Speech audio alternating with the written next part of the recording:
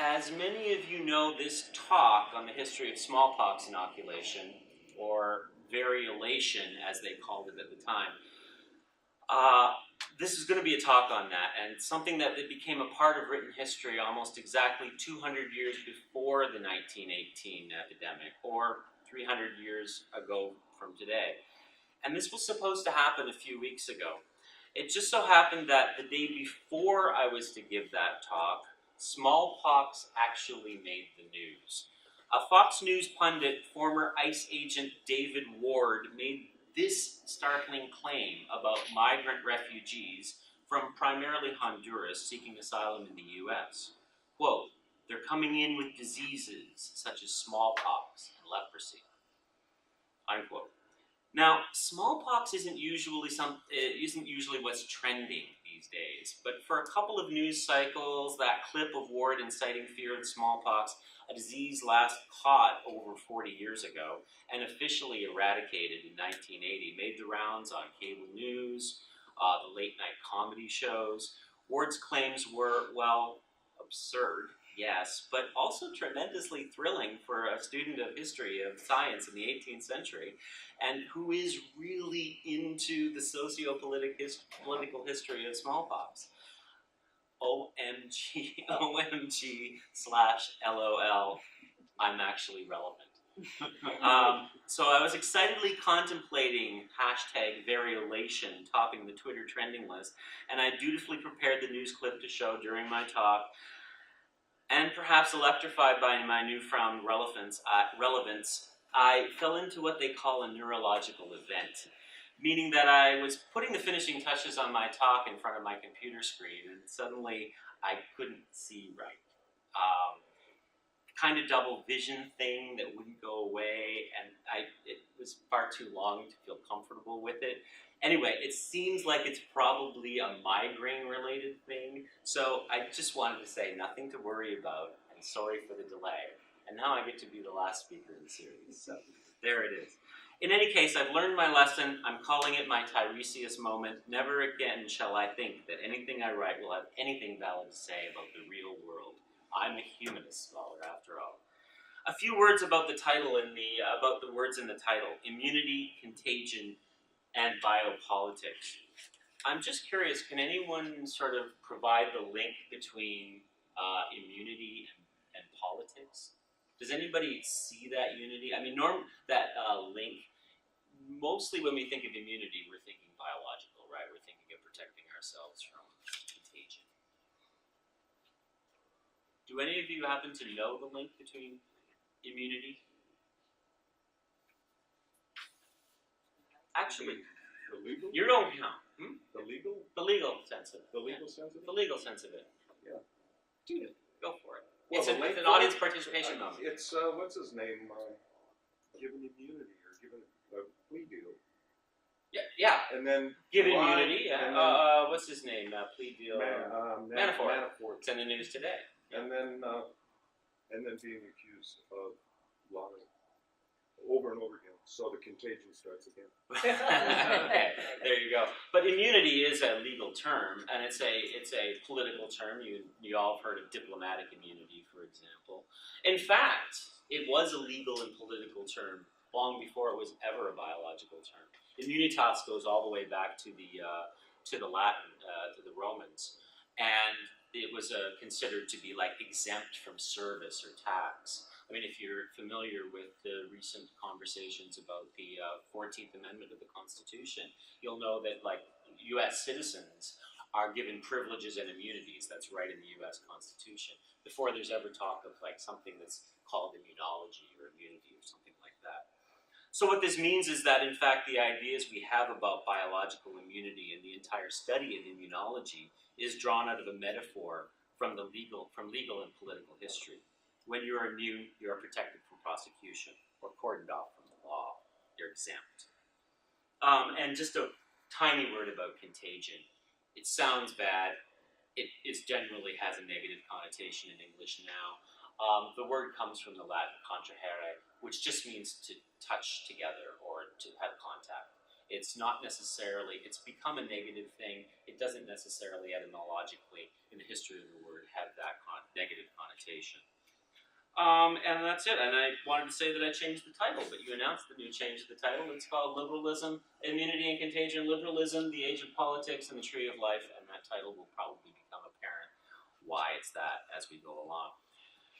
As some of the more or less, less and more recent turns in cultural studies fly by your screen, I'd like to introduce you to a new turn in humanities studies that may be currently flying under your radar, the immunological turn.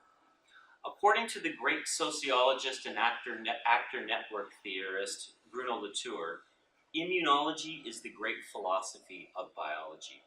Latour's statement, immunology is the great philosophy of biology, foregrounds immunology's propensity for transcending disciplinary boundaries. Biology and philosophy, science and the humanities are melded in immunology.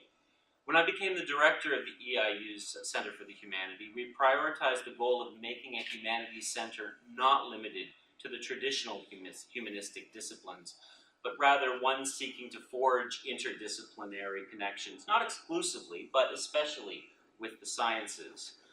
Our new Health and Medical Humanities minor is testimony to this interdisciplinary impulse. And of course, the new merger of the College of Arts and Humanities and the College of Science into the new CLAS does the same. In any case, immunity is now the central term of inquiry within the interdisciplinary study of biopolitics, located at the intersection of the biological and the political. I'll return to this immunological turn later. If you pick up an immunology textbook, it will usually give you a brief story about immunology's development over the course of human history. But this story tends to omit the role of early 18th century smallpox inoculation in the development of the science. Why? They're all pretty much the same, these textbooks. After opening with a cursory acknowledgement that humans have long observed that surviving exposure to a disease produces a long-term immunity to subsequent threats of contagion,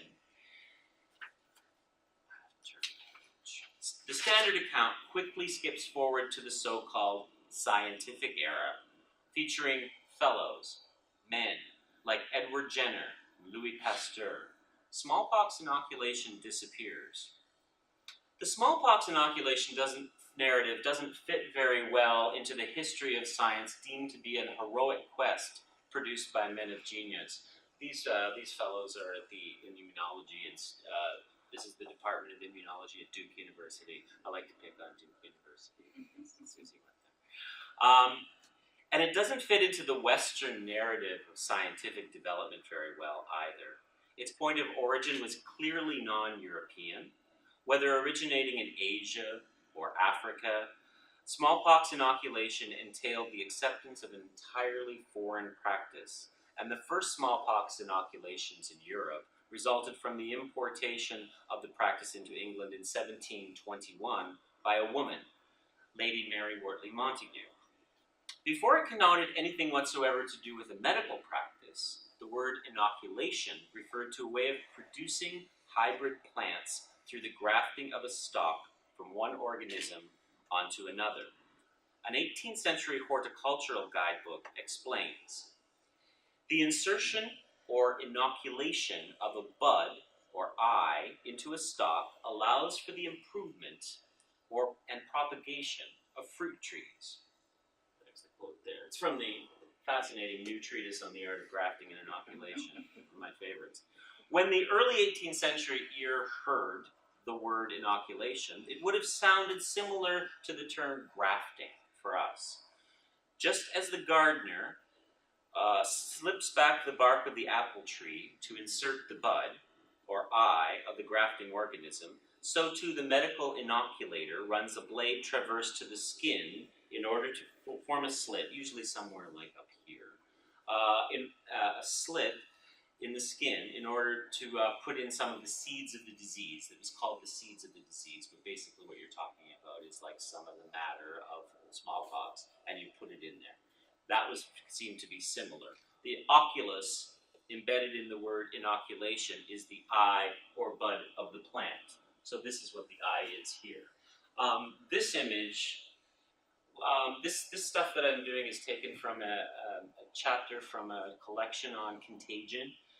There is such a thing, that I published this last year, and they wanted to have an image, and I'm not an image person, I'm not a visual person, so it was really hard for me to find an image. So this was one I found in a book called Bradley's New Improvements of Planting and Gardening, and so you can see here the example of different kinds of engrafting, different kinds of ways of making hybrid plants, and so this one is budding or inoculating. They called it budding.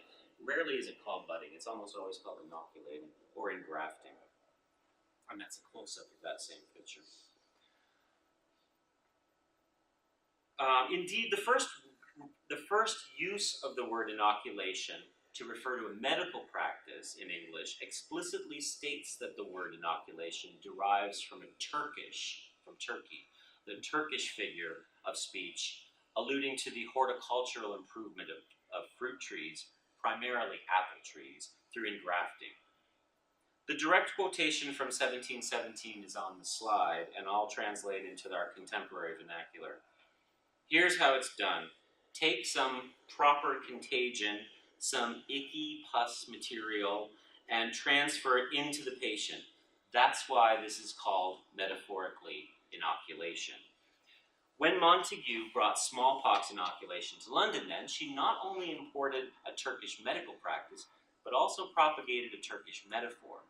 This phrase, a proper contagion, is particularly striking. It foregrounds the vexed question of the proper with regard to contagion.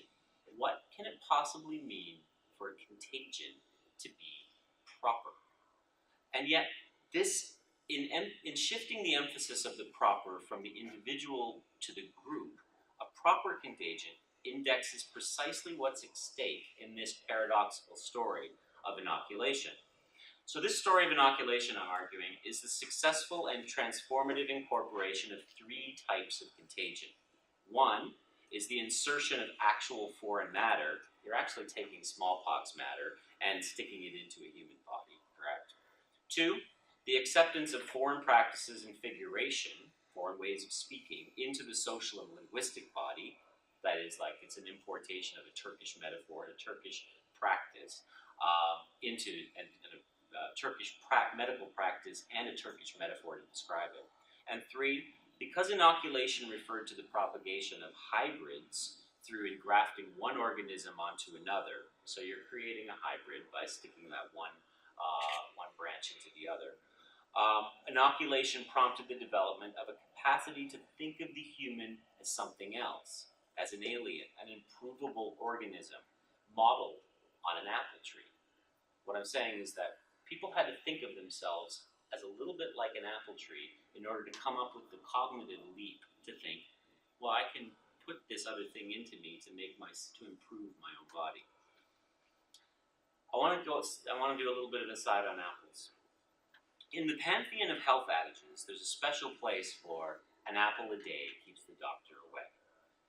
Just a few decades ago, before the migrant caravan of exotic fruits from around the globe penetrated our pristine borders, infiltrating our native grocery retailers in the form of the pomegranate, the mango, the dreaded kiwi, when those pernicious and now ubiquitous invaders were rare, it was commonplace to hear the phrase, an apple a day keeps the doctor away. I don't know, do you guys still say an apple a day keeps the doctor away? Is that a phrase you ever heard? Yeah, it's before your time. That's why I had to explain that. Now, brief aside, I wrote that last sentence a few weeks ago as a way to draw attention to the xenophobic and ridiculous panic surrounding the so-called migrant caravan in Central America. This all seems like ancient history already. I know this is 3-4 weeks ago, and it seems like such a long time. But if you remember, a group of refugees fleeing violence and horrors in their Honduran homes, I thought and still do think, would be about as dangerous as a pomegranate. Over the weekend, before my originally scheduled talk, however, a raging xenophobe stormed a Jewish synagogue in Pittsburgh, shooting and killing 11 worshippers. He explicitly targeted Jewish worshippers, blaming the Jewish humanitarian group Hayas for providing aid and comfort to these refugees. Xenophobic voices continue, even after the massacre, to demonize these refugees, decrying their supposed contagion with, as we heard, smallpox and leprosy, amongst other things, and as an excuse to whip up baseless panic and transport thousands of troops to the border in a surreal inversion of what we will hear is Donna Haraway's critique of the immune system as a battlefield. I'll tell you more about that in a second. In any case, back to the apple. Now, if you're like me, you always thought an apple a day was simply commonsensical. But if you're like me, you were shocked to discover while reading Michael Pollan's The Botany of Desire that an apple a day keeps the doctor away was little more than an early 20th century publicity campaign launched as the rehabilitation project for the apple, which needed a substantial makeover as the US entered the Prohibition era in the 1920s. How many of you have read The Botany of Desire? Such a great book. So this is all new to you. The apple a day, the doctor away. Okay, hold on a second. The apple, you see, was primarily not something you ate. It was something you drank. Cider. Hard cider. Alcohol cider. Johnny Appleseed was in fact an historical figure, but not the salubrious purveyor of wholesome vitamin-y goodness that the Disney version propagated. Instead, it turns out Johnny Appleseed brought booze to the frontier through the magical properties of the apple. An apple a day keeps the doctor away was part of a campaign that would transform an object of intoxication into an object of health. The Botany of Desire also tells us something about apples that many of us did not likely know. If you did, good for you. If you plant a seed from an apple, the resultant tree will not bear fruit resembling the apple from whence it came. Apples are heterozygotic, meaning that the 5 seeds in any given apple will germinate into 5 different types of apple trees, bearing fruits ranging from inedibly sour to the tolerably ingestible, tolerably edible. That's why the apples on the frontier were always made into booze, because it doesn't matter how sweet they are. In fact, a very tart apple can make a very good hard cider. And that's what the purpose of those trees was to do. Botany of Desire, Michael Pollan, totally worth the read. It's very random. And on rare occasions, an absolutely stunning stroke of heterozygotic genius will erupt, evoking the first lucky taster to an outcry of delicious or ambrosia. Those are apple varieties. And if by chance a chance seedling allows some random farmer or horticulturalist to strike honey gold, how does that new variety of apple get passed down to posterity? Through hybridizing, or as we used to call it, inoculating. And it's here that I'd like to stake a new and different claim for the apple as an object of health. Apples helped teach humans the salvation of inoculation, a new strategy for immunity based on an openness to foreign matters. And it is not without bitter irony that I remind you of the name of the Pittsburgh Synagogue, the Tree of Life. So let's revisit the immunological turn. I would like to quickly indicate 3, now 2, important figures who have, with increasing intensity, discovered in the figure of immunity a way to bring the political into contact with the biological. Donna Haraway, Jacques Derrida, and Peter Sloterdijk. Sloterdijk is X'd out there because this was getting too long, so I had to get rid of him. But if you have any questions about Peter Sloterdijk later, feel free to ask me.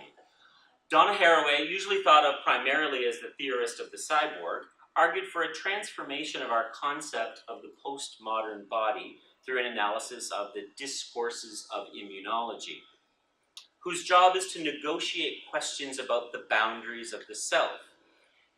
Haraway argued that we should abandon the 19th century notion of the immune system as a battlefield. The images I'm showing you here, while they might seem like random images of war, are actually taken from current websites illustrating the immune system.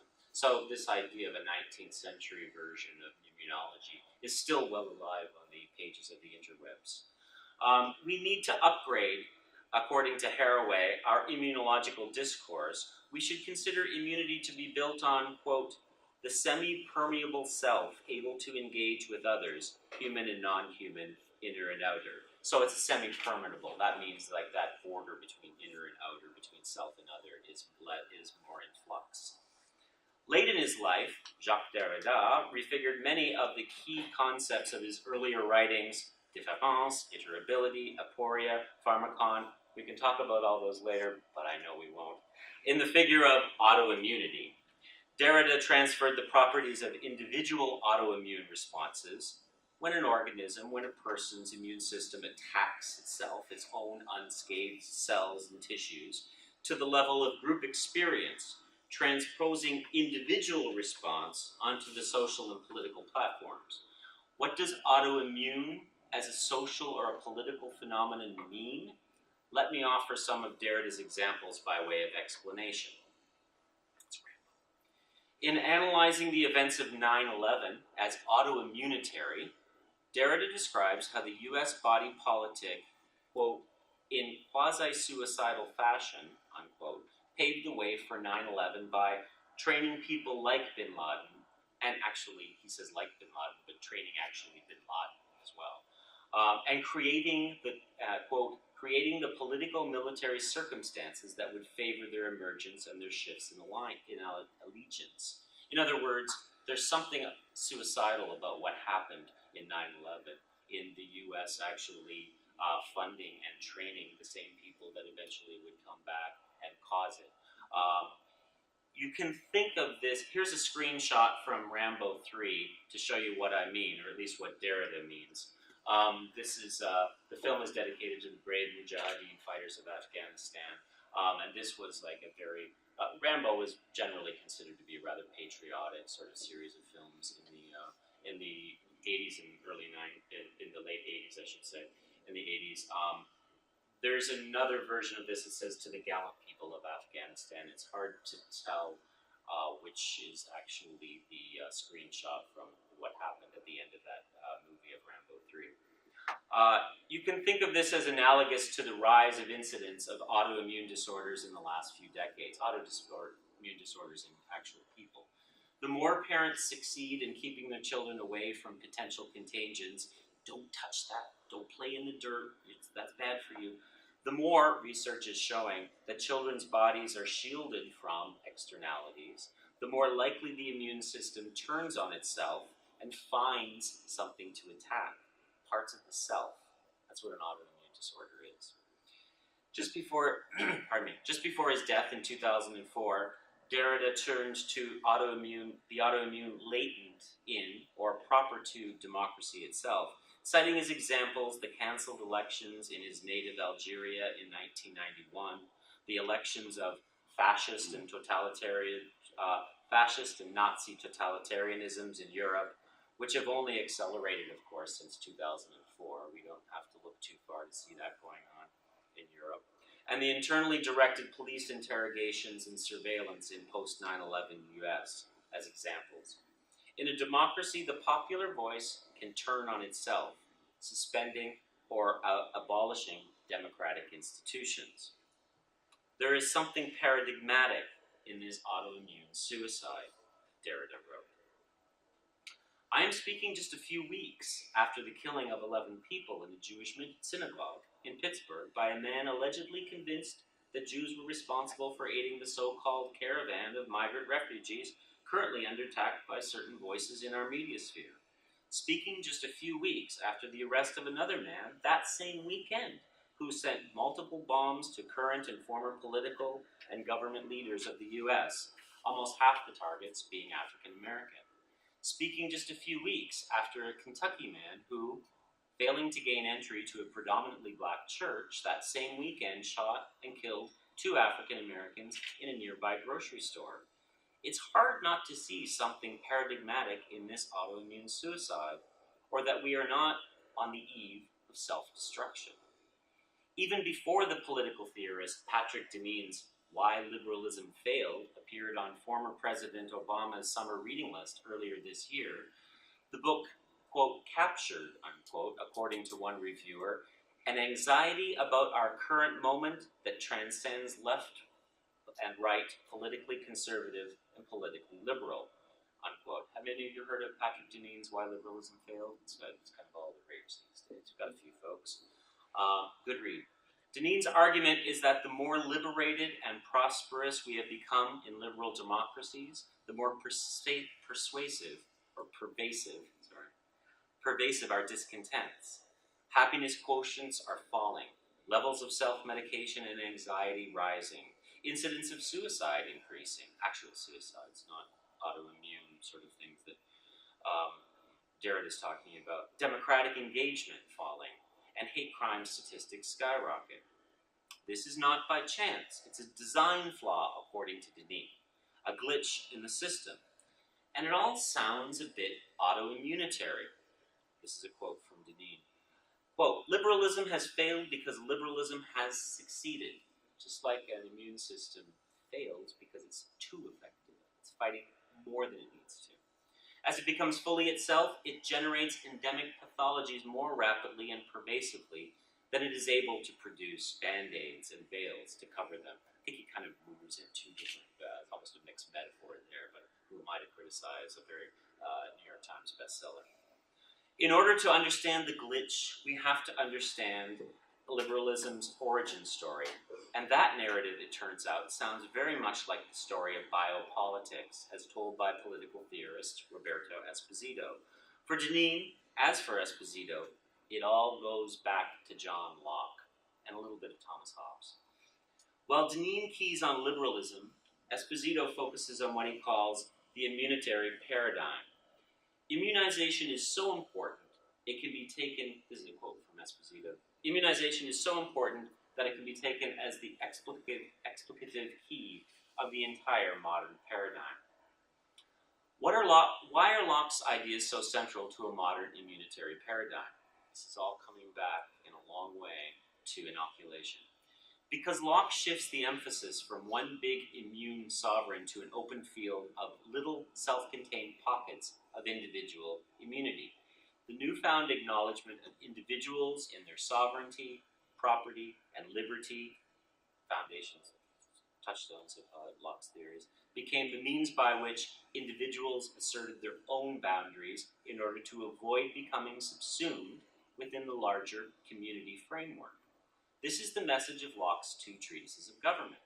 Individual immunity from the demands of the common was central to the establishment of civil governance. You are free from the demands of the group, or, as the kids might say, you be you. As legal historian Lynn Curry has convincingly shown, Lynn Curry, our colleague from the Department of History here, Locke's ideas about property rights based on owning your own body and keeping your hands off the property of others were formative in the legal discourses of English common law and, of course, subsequently in the American colonies and the United States. Locke thus established, quote from Curry, a strong ideological link extending over centuries that brought together the concepts of individual liberty, private property, and bodily autonomy in Anglo-American culture. Deneen's Why Liberalism Failed is likewise direct in reading Locke's conception of individual autonomy and proprietary logic as determining figures in the constitutional legal history of the U.S. In other words, UBU is simply channeling John Locke. He set forth the basic principles in the two treatises. According to Locke, every man has property in his own person. You own your own body. The labor of his body and the work of his hands, as we may say, are properly his. Property extends outward from the body that way. By applying labor to nature, property comes into being. Locke calls this act improvement. Because my labor belongs to me, when I use my labor to improve nature, both literally and figuratively, literally in that much of my labor will involve severing off this land from its surroundings in order to ensure higher agricultural productivity, and figuratively, in that my act of improvement, my labor, makes the land proper to me, as it is now fenced off as mine. Mine. It's the seagulls from, I can't, the seagulls from Finding Nemo, they're always saying mine, mine, mine, mine, mine. They're kind of like little Lockeans on the, sorry, I don't know why that came into my head. I apologize for my Finding Nemo moment. Locke further argued that the moral obligation of all humanity is to engage in the labor of improvement.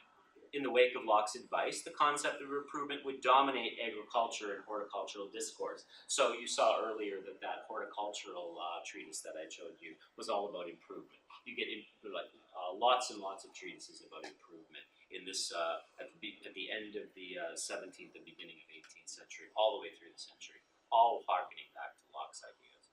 Property comes into being then by being drawn into a circle connected to an individual.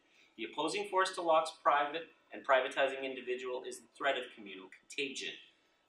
To quote Roberto Esposito, modern individuals truly become that, the perfect individual, the absolute individual, bordered in such a way that they are isolated and protected, immune. But only if they are freed in advance from the debt that binds them one to the other. If they are released from, exonerated, or relieved of that contract, which threatens their identity, exposing them to possible conflict with their neighbor, exposing them to the, and this part I've highlighted, the contagion of the relation with others. This act of appropriation, of carving property out of the communal, functions for Locke as a means of protection, a metaphorical but also a legal boundary between the self, the enclosed self, and the contagion with the relation of others. What does smallpox inoculation have to do with all this? Well, one, it was only 25 years after Locke's writing of the True Treatises of Government that the controversy of smallpox inoculation erupted onto the British scene. So we're talking about quarter century, not very long, trust me, it's not very long.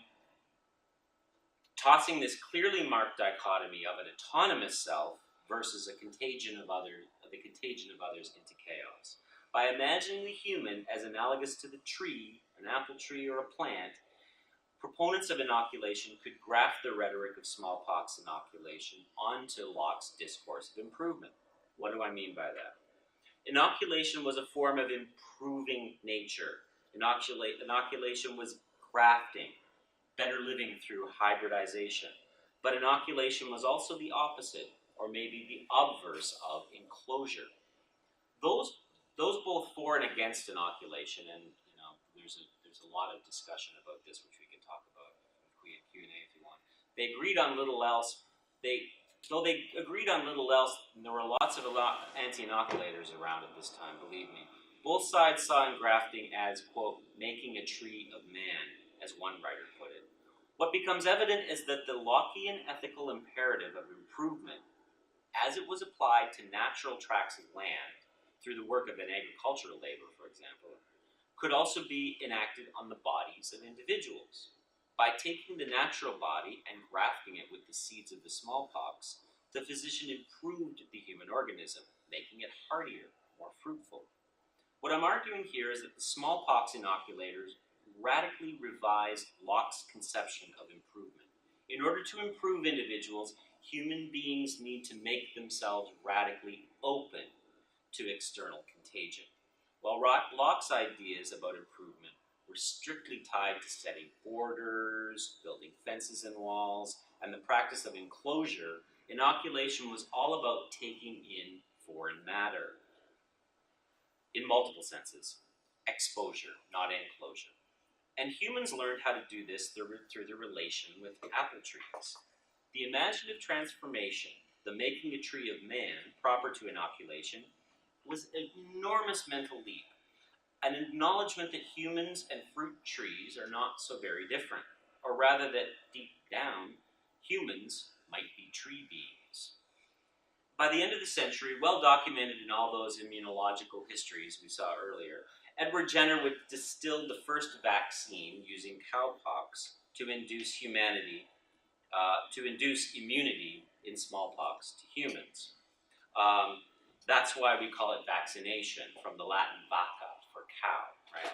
This is a humorous sort of depiction of, and obviously an anti-vaccination campaign from the early 19th century, showing, as you can see, people getting the vaccination and having cows, bulls in this case, actually growing out of their arms and out of their heads, and things such as that.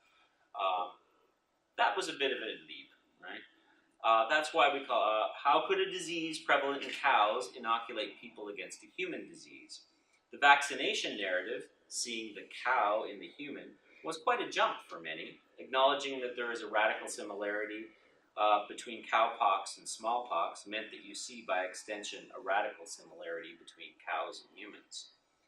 Geneticists now know that the human part of our genetic narrative is very small indeed in comparison to what we share with other species. Cattle, for example, are 80 to 85% genetically similar to humans. Analogous to the genetic memory of the species linking us to our evolutionary kin, the somatic memory of every individual is stored in our cellular coding, a facility immunologists call immunological memory, deliberately introduced into our body in order to stimulate an immune response. An infectious agent, pathogen, or contagion, translates an organism's cellular response to the same or similar pathogen in the future. When a contagion becomes proper, when choice is made of a proper contagion, to use the phrase of the first treatise on inoculation from 1717, immunity happens. Cells are translated such that an organism is transformed. A recoding takes place from a state of having been unexposed to a state of exposure. A recoding from enclosed to exposed, to revise Locke in the same way that early inoculators of our inoculation proponents did. This recoding of immunological memory is prompted by a proper contagion, a being, an entity that translates an organism in order to navigate an expanding ecology. Kind of relying on Sloterdijk there a little bit. The stories of immunology's engrafting prehistory and inoculation's receptivity to otherness and to translating foreign matter signify a crucial corrective to the standard immunological tale. I suggest an alternative tale, inoculation narrative, that oscillates in turn and twists between immunity and community. That is, the inoculation narrative documents the already themness of us. It revises the history of immunology to explain why we need a supplement of them, an alien booster shot to improve, and how much they can turn into us, how much this they extends from foreign bodies to foreign ideas, all the way to utterly non-human beings, like apple trees. The problem for inoculation's earliest proponents was that the practice ran counter to a burgeoning ecology of enclosure. That is, inoculation by necessity required an opening, literally a graphic, a cut, a wound, like the surgeon would put into you, into the self, a porous border between inside and outside, or a semi-permeable self, to use Donna Haraway's phrase. What the earliest inoculators managed was a form of human improvement that abandoned Lockean enclosure in favor of a wound of openness. In the typical immunological narrative, or history of the science of immunology, the immune system is considered a means by which the body, and by extension the community, protects itself from externality through shutting down or attacking. As an alternative, the inoculation narrative, at the very outset of our historical understanding of biological immunity, arises out of an acknowledgement that immunity arrives only as a radical turn to contagion, to touching otherness, to becoming tree. In his synopsis of Patrick Deneen's Why Has Liberalism Failed?, Michael Watson suggests that in Deneen's reading of liberalism, it is John Locke's individual liberty and bodily and psychic autonomy that is proved to be the original sin of Western democracies. Watson writes, John Locke was the serpent in America's garden. Unquote. To extend but revise Watson's analogy, Maybe the problem is we just took our eye off the apple. Thank you.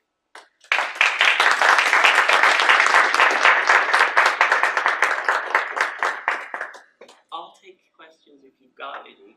I know that was a bit meandering.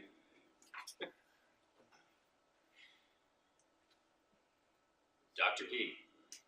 No. So, how would you characterize the current issues with anti-vaccination communities? Because that's a perfect intersection of politics and individuality and community, with immunization, contagion right at the middle of it. I mean, I can kind of see how it all fits in, but could you tell us a little bit more about how you see that? Well, yeah. I mean, certainly there's, hidden very, very, very, not very far beneath the surface of this is, of course, the concept of herd immunity, which didn't make it here. But I mean, that we oftentimes fail to think of, we oftentimes think of vaccination as being a personal decision, when, of course, it's clearly not. Right? It's a decision that has ramifications well beyond the individual and to the larger group, right? We can't think about we can't really think about inoculation vaccination without thinking about its effect on the community. But oftentimes that's not how it's presented, as it, certainly within the context of the American legal system, it's often presented, and I wish Lynn were here to talk about, that aspect of it. The fact that, through, she talks about this a lot in her Human Body on Trial, is how that concept of whether you are subject or not subject to the law and the individual liberty to think of yourself as immune from the law, to go back to that, is important for this. I think one of the important parts about understanding the long history of immunology, to actually go back to, say, the smallpox inoculation, because one of the problems that a lot of people have, the anti-vaxxers have now, is that they think of it as a product of big pharma, big medicine, right? Think of it as something like that. That's not at all where these concepts came from. They come from folk remedies. They work because they work. That perhaps knowing that this was something that came originally from, it was practiced in Africa, certainly. It was practiced in places like Turkey. It was practiced in East Asia. Voltaire tells us the Chinese took it like snuff. It's the way that they practiced inoculation. To realize that it has a longer history than connected to big medicine, the corporate sort of side of medicine, I think is important as well. I don't know if I've answered your question in totality. Well, one of the things that struck me as you were talking about improvement and kind of comparing that with horticulture and improving the self through, I'm wondering if part of it is thinking that they are not in need of that improvement, that the self is without flaw and does not need anything introduced, could be a factor in that. That I'm self-reliant and I'm perfectly. There's certainly a strain of that. There are different groups that would call themselves anti-vaxxers, and it's hard to make a generalized statement about it. I was just reading an article with my students on neoliberal motherhood and like the sort of folks that are coming from like what we would call the soccer mom crowd or something like that. That why what causes them. There's not one sort of reason, and there's also different demographic groups who have historical reasons to be very skeptical of the medical system and to have reasons to want to sort of push back and opt out of standard medical practice, let's say. So it's hard to generalize, but I think that I think there's aspects of those various ways of looking at it. Yeah, I'm going to just try something here in terms of, you went fairly meta, so I'm going to stay at the meta level here. I guess so. That's fair.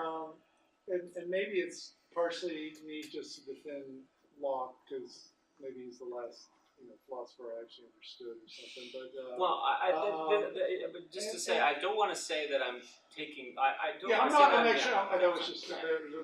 It's not going to be long. That's why I'm going to go a little earlier here because that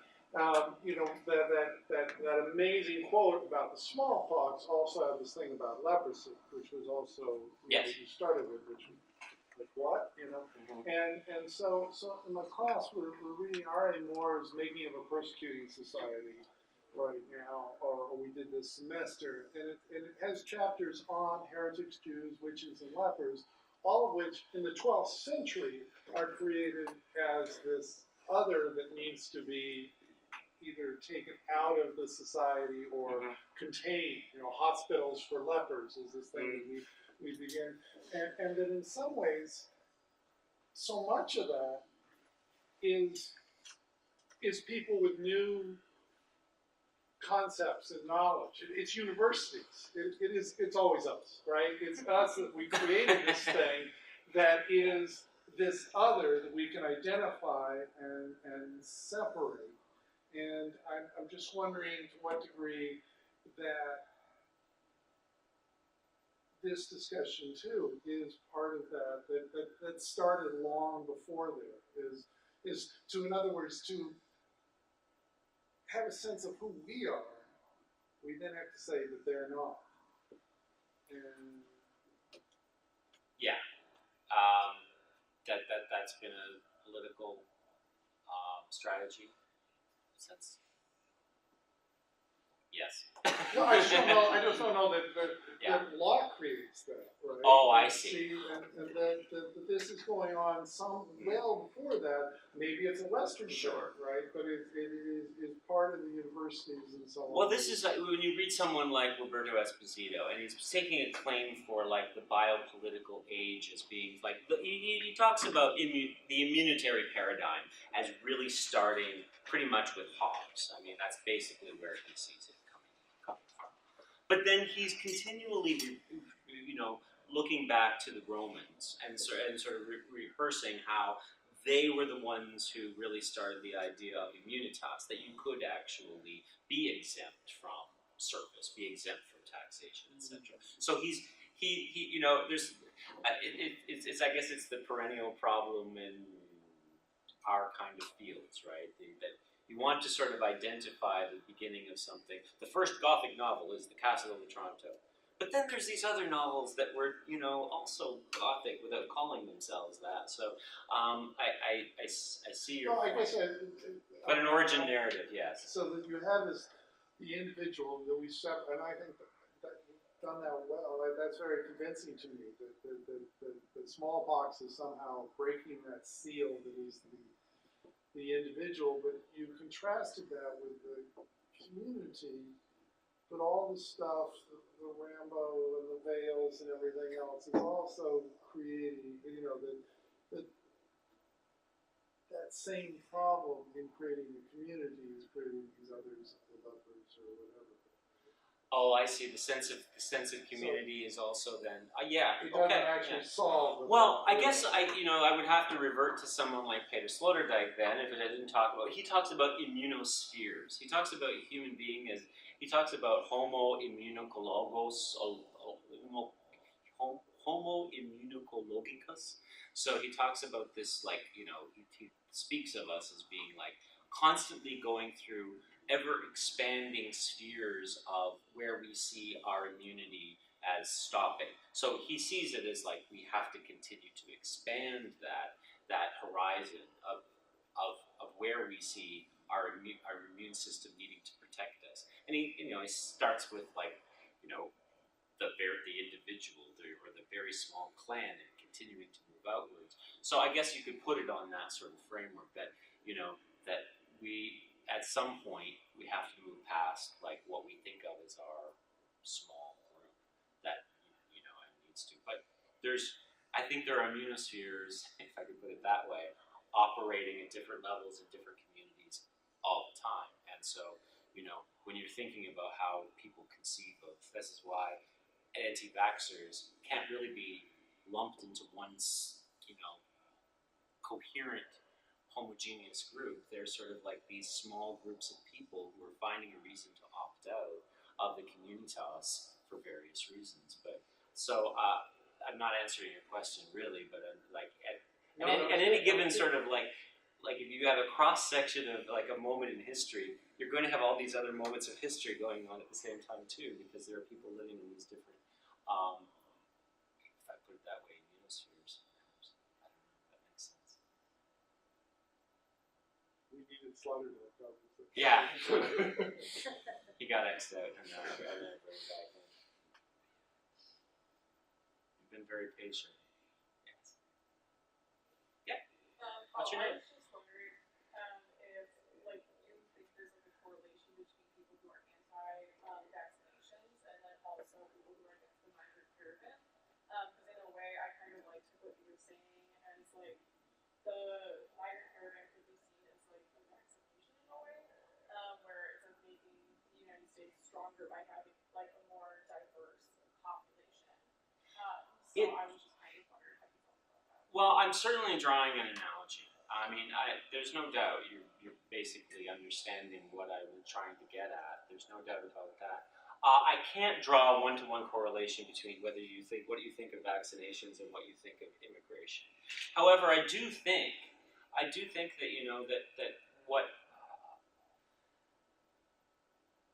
think that a lot of the fear that's being whipped up about the migrant caravan is precisely based on an idea of the nation as needing to be protected from adversarial entities as a contagion. And that idea of the nation state is something that I don't think is going to make the United States into the best version of itself it can be, if I can put it that way. I do think, when I speak of it as contagion, that sounds like I'm thinking of the migrant caravan as somehow a dirty lump of like pussy sort of whatever. I'm thinking more of a contagion as like the touch of otherness that I use towards the end of the piece, as being like contact. I do think a nation can be judged on how, and I think the United States has been positively judged in how it's treated the outsider through time. I mean, if you look at the, I'm trying to remember Hayes's slogan, the thing like, protect the stranger, I think it is. Protect the stranger, if I'm not mistaken. I mean, that is, and they've been at work, in the comfort and help for and the aid of refugees since the early 20th century. I mean, that's their role. And for, I don't think that event that took place in that synagogue is a much more important and bigger than I think we are giving voice to so far. It seems to me it happened 3 weeks ago. It's almost 4 weeks ago. It seems like because of the state of everything having to be a new news cycle, it seems like it's gone away. And I think it's a really, really significant moment. And it pains me that it hasn't been given more greater warning, I suppose, and a greater sense that there's something wrong. And to continue to hear voices about what that migrant caravan represents, because it's a lot of women and kids and young men who want to avoid violence. Speaking of autoimmune, I mean, the MS-13, which is the group that most of those people are fleeing, that was a group that was that formed in Los Angeles, and a group of people who were exported or deported back to El Salvador and Honduras, and kind of in the same way that Derrida would do a reading of 9/11, there's something autoimmune about this that we're not sort of capable of acknowledging quite yet. That's not to say that you're getting what you deserve, whoever I'm talking about you, but that there's ramifications for these kind of things that are hard to predict moving down the road, and who knows what this kind of I have to call call a spade, xenophobic reaction will result in decades down the road. But I can't draw a one-to-one correlation between actual thinking about what you think about vaccination and what you think about this. It's definitely an analogy, and it's definitely, I think, an unthought-through way of considering how the body does indeed protect itself. Because the body is not simply a force field around which nothing should get in. And so if we continue to think of our own bodies in that way, we're not going to have a better idea of what politics could and should be. That's, I guess, what I want to. Thank you. Cheers. What's your name? I'm Sam. Sam. Hi, Sam. Okay. It's 5 o'clock. You gotta go. Thank you so much.